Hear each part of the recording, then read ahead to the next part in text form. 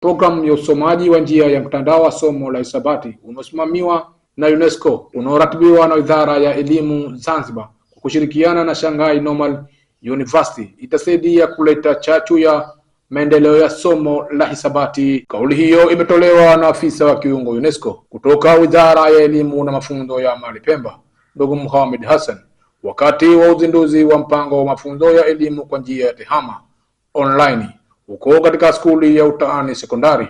Mohamed amesema mpango huo utawajengea uwezo wa walimu wa kusomesha somo la hisabati kwa ufanisi.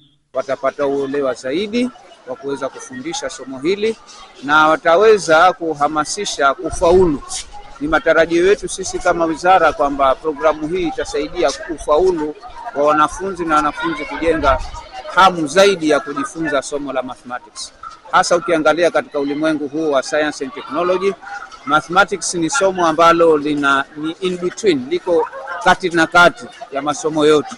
Yaani huwezi kuingia kwenye science and technology bila ya somo la mathematics. Lakini ukiangalia wengi wanafunzi wamejenga mawazo kwamba somo hili halisomeki. Kwa hivyo programu hii ni mwanzo. Natarajia kwamba mafunzo haya walimu wetu watakapopata yatakuwa extended na walimu wengine watapatiwa mafunzo zaidi na kuhamasisha wanafunzi wao zaidi kuweza kupata kusoma somo hili la mathematics na kufaulu. Akieleza umuhimu wa mpango huo wa uzinduzi wa mafunzo ya elimu ya hisabati kwa njia ya tehama online, mwalimu wa skuli ya Utaani Siti Fakiali ameeleza mpango huo utasaidia kuleta faida mbalimbali kwa walimu wa somo la hisabati. Programu hii itakuwa na faida kubwa kwa kweli.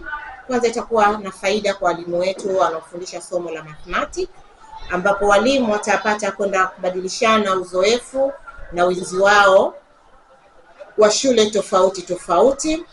Lakini pia programu hii kwa kwetu sisi watu wa skuli ya Utaani itakuwa ni kuitangaza hii shule pia, kwamba kuna shule ya skuli ya Utaani na wasichana na wao wameshiriki katika hii program ya online exchange kwa walimu wa mathematics.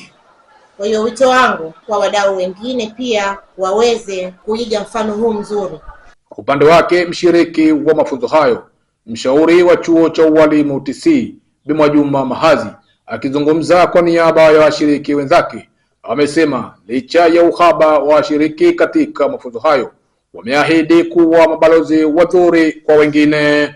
Grupu hili dogo litakuwa kama moto ambao utaweza kuingia katika maeneo tofauti tofauti ya mashule kwa ajili ya kuwawezesha walimu waweze kutumia hizi mbinu ambazo tutakuwa tumeshare na hawa wenzetu wa China kwa ajili ya manufaa ya vizazi vyetu na taifa kwa ujumla. Kwa mwisho kabisa, ni endelee tu kuishukuru serikali yetu tukufu ya Zanzibar. Nikiripoti kutoka Kisiwani Pemba, ni mimi Maulid Hamisi.